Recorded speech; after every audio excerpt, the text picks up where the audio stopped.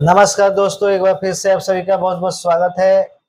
हम लोग पढ़ रहे थे चैप्टर नंबर 2 और उसने कहा था जिसमें लहना सिंह की कहानी है, जिसके पहले पार्ट में हमने देखा कि किस प्रकार से अमृतसर में यह कहानी शुरू होता है और फिर वह कहानी प्रथम विश्व युद्ध में आ जाता है। प्रथम विश्व युद्ध में जो युद्ध का दृश्य है, जो बैरक का दृश्य है, जो सिपाहियों के हालात है, वह बताया जाता है। अब देखिए आगे, लहना सिंह ने दूसरी बाल्टी भर के उसके हाथ में देकर कहा, अपनी बाड़ी के खरबूजों में पानी दो, ऐसा खाद पानी पंजाब भर में नहीं मिलेगा। तो जो बैरक का जो पानी है वह बहुत ज्यादा खारा है और खारा पानी है, इस वजह से यह कह रहा है कि खरबूजों में पानी दोगे तो खाद का काम करेगा, ऐसा पानी कहीं नहीं मिलेगा। हाँ, देश क्या है, स्वर्ग है। मैं तो लड़ाई के बाद सरकार से 10 घुमा जमीन यहाँ मांग लूंगा और फलों के बूटे लगाऊंगा। अब देखिए सिपाही क्या बोल रहा है कि जब लड़ाई खत्म हो जाएगा तो लड़ाई खत्म होने के बाद सरकार से 10 धुर जमीन यही मांग लूंगा और यहीं रह जाऊंगा और यहीं फलों के बगीचे लगाऊंगा। लाड़ी होरा को भी यहाँ बुला लोगे या वही दूध पिलाने वाली फिरंगी मैम? चुप कर, यहाँ वाला को शर्म नहीं। अब यहाँ मजाक से कहा जा रहा है कि अपनी पत्नी को बुलाओगे या फिर यही की कोई फिरंगी मैम को। अब देखिए आगे, आज तो मैं उसे समझा न सका कि सिख तंबाकू नहीं पीते। वह सिगरेट देने में हट करती है, होठों में लगाना चाहती है और मैं पीछे हटता हूँ तो समझती है कि राजा बुरा मान गया, अब मेरे मुल्क के लिए लड़ेगा नहीं। अच्छा, बोधा सिंह कैसा है? तो यहाँ गौर करने वाला बात यह है कि यहाँ बताया जा रहा है कि जो सिख होते हैं वह तंबाकू नहीं पीते हैं, नहीं सिगरेट नहीं पीते हैं और गोरी मैम इनको सिगरेट पीने के लिए कहती है लेकिन यह नहीं पीते हैं। तो उस गोरी मैम को लगता है कि यह बुरा मान गया। अब देखिए दूसरा किरदार आ रहा है बोधा सिंह। बोधा सिंह को याद करने की जरूरत है। बोधा सिंह इंपॉर्टेंट पार्ट है इसमें। अच्छा है, जैसे मैं जानता ही नहीं न हूँ, रात भर तुम अपने दोनों कंबल उसे उड़ाते हो और आप सिगड़ी के सहारे गुजारा करते हो। उसके पहरे पर आप पहरा दे आते हो, अपने सूखे लकड़ी के तख्तों पर उसे सुलाते हो और आप कीचड़ में पड़े रहते हो, कहीं तुम न मांदे पड़ जाना। अब देखिए लहना सिंह से पूछा जा रहा है कि बोधा सिंह कैसा है, तो लहना ने बताया कि बोधा सिंह अच्छा है। तो आगे सिपाही कह रहा है कि बोधा सिंह अच्छा क्यों ना हो, तुम अपना सारा कंबल उसी को दे देते हो, अपना बिछावन उसको देते हो, अपना जो सोने का लकड़ी का तुम तख्त रखे हो वो भी तुम उसी को दे देते हो और खुद कीचड़ में पड़े रहते हो। तो कहा जा रहा है लहना सिंह को कि तुम इस बात को याद रखिएगा कि आखिर बोधा सिंह को लहना क्यों इतना सेवा और खातिरदारी कर रहा है, उसको क्यों नहीं कुछ होने दे रहा है। तो देखिए जाड़ा क्या है, मौत है और निमोनिया से मरने वालों को मुरब्बे नहीं मिला करते। तो आगे सिपाही बोलता है कि यह जो जाड़ा है अगर इससे नहीं बचोगे तो निमोनिया हो जाएगा और निमोनिया से दर्दनाक हो जाएगा मृत्यु, और इस मृत्यु से किसी को लाभ होने वाला नहीं है। फालतू में तुम अपना जान दे दोगे और मारे जाओगे। मेरा डर मत करो, मैं तो बुलेल की खड्डा के किनारे मरूंगा, भाई कीरत सिंह की गोदी पर मेरा सर होगा और मेरे हाथ के लगाए हुए आंगन के आम के पेड़ की छाया हो। तो लहना सिंह बताता है कि मेरा चिंता नहीं करो, मैं नहीं मरूंगा और मैं मरूंगा तो कीरत सिंह के गोदी में मरूंगा और अपने आंगन में मरूंगा जहां मैं आम का पेड़ लगाया। वजीरा सिंह ने तैयारी चाहकर कहा, क्या मरने मरने की लगाई हो मेरे जर्मन तुर्क, हाँ भाइयों कुछ गाओ, हाँ कैसे। अब यहाँ सैनिकों ने अपने दिल बहलाने के लिए गाना बजाना शुरू कर दिया। अब आप लोग जानते ही हैं कि सैनिक गाना बजाना करते हैं, उनको मन नहीं लगता है। तब आगे देखें, दोपहर रात गई अंधेरा है, सन्नाटा हुआ है। बोधा सिंह खाली बिस्किटों के तीन टीनों पर अपने दोनों कंबल बिछाकर लहना सिंह के दोनों दो कंबल और एक बरान कोट ओढ़कर सो रहा है। अब देखिए बोधा सिंह के सोने का दृश्य बताया जा रहा है। बोधा सिंह खाली बिस्तरों, खाली जो बिस्किट का टीन है उसको लगाकर उस पर सोया हुआ है।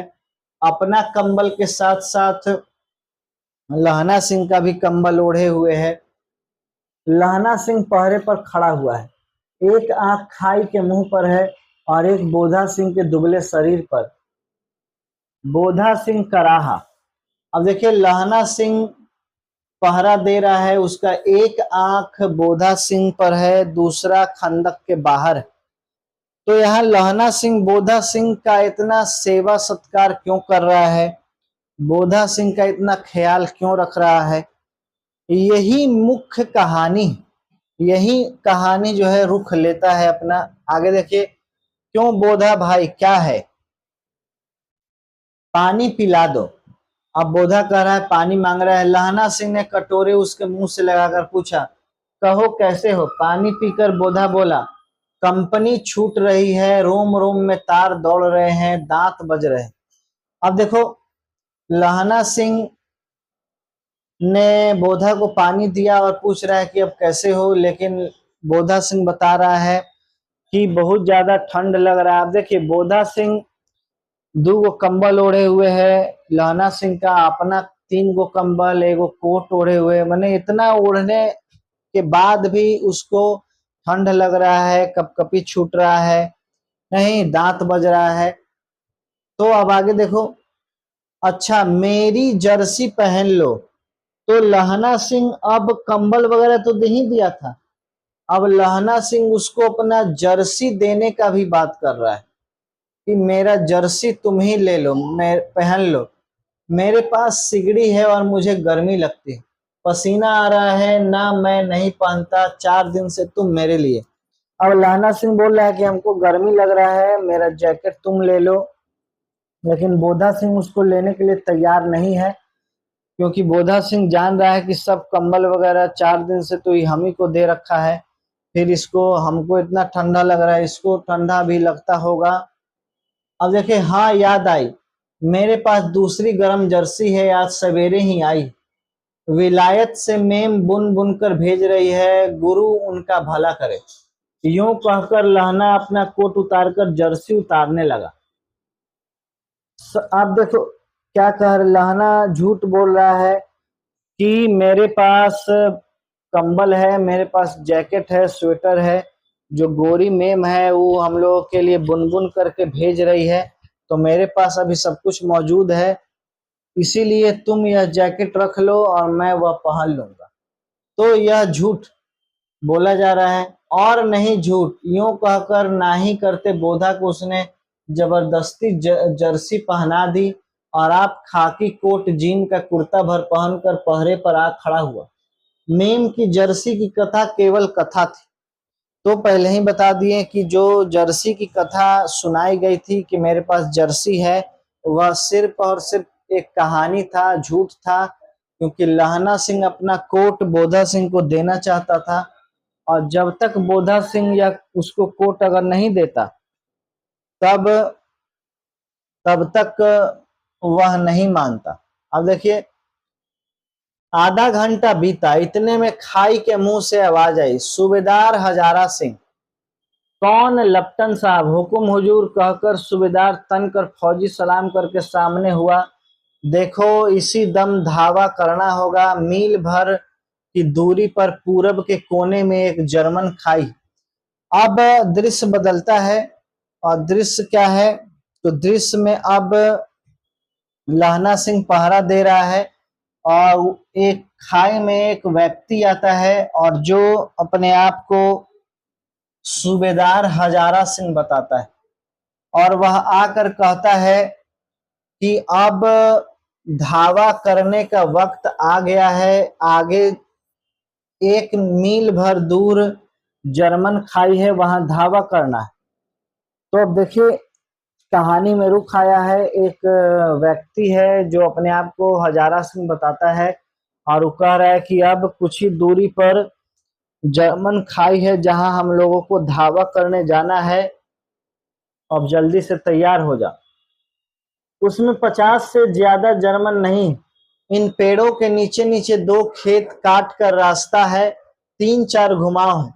जहां मोड़ है वहां 15 जवान खड़ी कर आया हूं। तुम यहाँ 10 आदमी छोड़कर सबको साथ ले उनसे जा मिलो। खंदक छीन कर वहीं जब तक दूसरा हुक्म न मिले डटे रहो, हम यहाँ रहेंगे।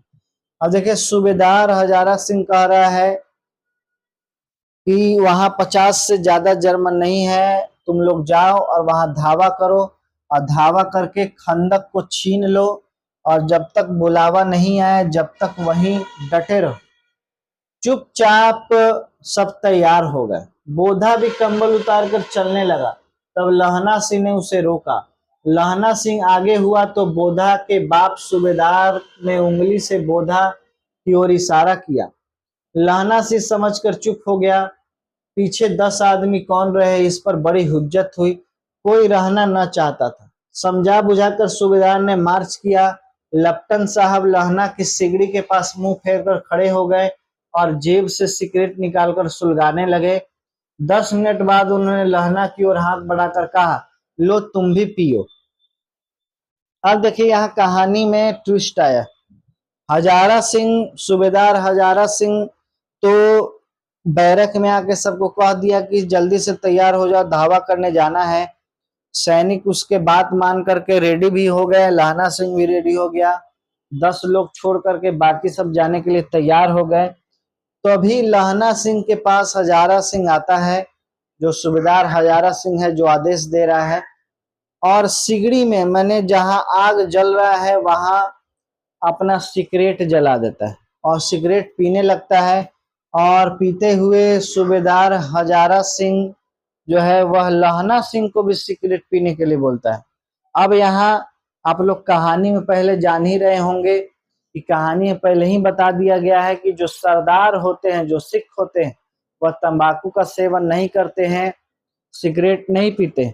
और यहाँ कहानी में यह बताया जा रहा है कि सरदार हजारा सिंह जो सूबेदार है वह सिगरेट पी रहा है और तो और लहना सिंह को पीने के लिए भी कह रहा है। अब यही लहना सिंह का दिमाग चौंकता है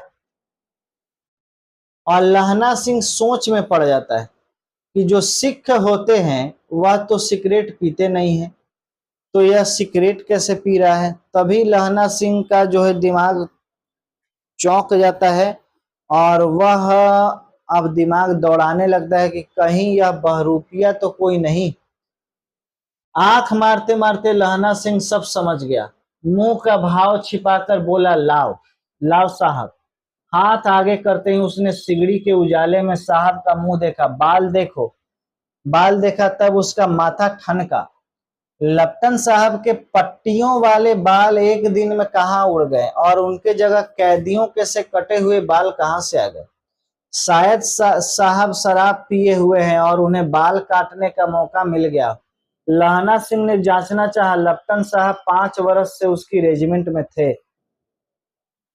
तो अभी बताएं कि यहीं से जो लहना सिंह का दिमाग है वो जो है चलना शुरू होता है कि यह तो लग रहा है कि कुछ गड़बड़ है, क्योंकि सरदार सिगरेट पीते नहीं है, शराब पीते नहीं है, बाल कटवाते नहीं है, और यह जो हजारा सिंह जो सरदार है वह बाल भी कटा रहा है, सिगरेट भी पी रहा है, शराब भी पी रहा है, मैंने हर चीज कर रहा है। तो यह कहाँ से हमारा सूबेदार है। यहाँ से लहना सिंह समझ जाता है कि यह कोई बहरूपिया है।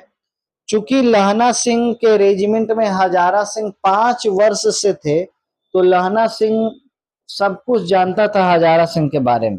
यहीं से डाउट होता है और उस डाउट को कंफर्म करने के लिए लहना सिंह एक चाल चलता है। और क्या चाल है तो देखिए क्या कह रहा है। क्यों साहब हम लोग हिंदुस्तान कब जाएंगे? लड़ाई खत्म होने पर क्यों, क्या यह देश पसंद नहीं? अब लहना सिंह पूछता है कि हम लोग दे अपने वतन कब वापस जाएंगे? तो जो बहरूपिया सरदार है वो बोलता है कि लड़ाई खत्म हो जाएगा चले जाएंगे। नहीं साहब, शिकार के वे मजे यहाँ कहाँ। याद है पार साल नकली लड़ाई के पीछे हम आप जगाधारी जिले में शिकार करने गए थे। हाँ वहाँ वही जब आप खोते पर सवार थे और आपका खानसामा अब्दुल्ला रास्ते के एक मंदिर में जल चढ़ाने को रह गया था। बेशक पाजी कहीं का, सामने से वह नीलगाय निकली कि ऐसी बड़ी मैंने कभी न देखी थी, और आपकी एक गोली कंधे में लगी और पुट्ठे में निकली। ऐसे अफसर के साथ शिकार खेलने में मजा है। क्यों साहब, शिमले से तैयार होकर उस नीलगाय का सिर आ गया था ना? आपने कहा था कि रेजिमेंट की मेस में लगाएंगे। हाँ पर मैंने वहां विलायत भेज दिया। ऐसे बड़े बड़े सिंह 2-2 फुट के तो होंगे। अब देखिए लहना सिंह जांच रहा है, और जांचने का तरीका लहना सिंह का बिल्कुल ही गजब का है। देखिए क्या कह रहा है लहना सिंह। लहना सिंह देखिए क्या कह रहा है कि शिकार करने खोते पर कहीं सवार हो करके नहीं, गधे पर सवार हो करके, खच्चर पर सवार हो करके कहीं शिकार होता है। तो एक बात यहाँ पकड़ा गया हजारा सिंह। दूसरा, आपका खानसामा अब्दुल्ला रास्ते के एक मंदिर में जल चढ़ाने को रह गया। अब जो मुस्लिम अब्दुल्ला है वह मंदिर में कहीं जल चढ़ाएगा? यहाँ सूबेदार हजारा सिंह पकड़े गए। उसके बाद नीलगाय मारा गया, और नीलगाय के बड़े बड़े 2 फुट के सिंह, यहाँ भी हजारा सिंह पकड़े गए। इस तीनों बात से हजारा सिंह पकड़े गए कि हजारा सिंह भारतीय तो बिल्कुल नहीं है, यह कोई बहरूपिया है जो भेष बना करके हजारा सिंह के रूप में आया है, और आ करके और हमारे बैरक के सैनिकों को मारने, और यह षड्यंत्र है। यह सब हजारा सिंह को पता लग गया। अब हजारा सिंह को पता लग गया। अब देखिए आगे। हाँ लहना सिंह 2 फुट 4 इंच के थे, तुमने सिगरेट नहीं पिया। पीता हूँ साहब, दिया सराय ले आता हूँ, कहकर लहना सिंह खंदक में घुसा।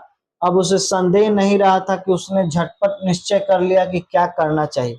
अंधेरे में किसी सोने वाले से वह टकराया। कौन? वजीरा सिंह।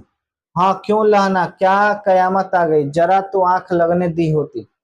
अब देखो लहना सिंह को जैसे ही मालूम हुआ कि यह हमारा कोई अधिकारी नहीं बल्कि बहरूपिया है, वैसे ही लहना सिंह जल्दी से खंदक के अंदर गया, ताकि वह बाकी सिपाहियों को आगाह कर सके कि जो बैरक में घुसा है वह कोई अपना नहीं बल्कि कोई पराया है और दुश्मन है। वजीरा सिंह से टकराया, और वजीरा सिंह को क्या बोला है, होश में आओ कयामत आई है, और लेफ्टिनेंट साहब की वर्दी पहन कर आई।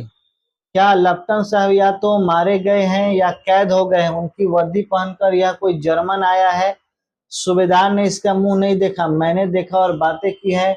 सोहरा साफ उर्दू बोलता है पर किताबी उर्दू, और मुझे पीने को सिगरेट दिया। तो अब तो वजीरा सिंह को यह बताता है कि जल्दी से सभी सैनिकों को आगाह कर दो कि कोई लेफ्टिनेंट साहब यह नहीं है बल्कि यह कोई जर्मन अधिकारी है जो भेष बदल करके आया है, और अब हम लोग का कयामत आ गया है। अगर जल्दी से उसे नहीं ठीक किया गया, नहीं मारा गया, नहीं पकड़ा गया, तो पूरे बैरक के सैनिक मारे जाएंगे।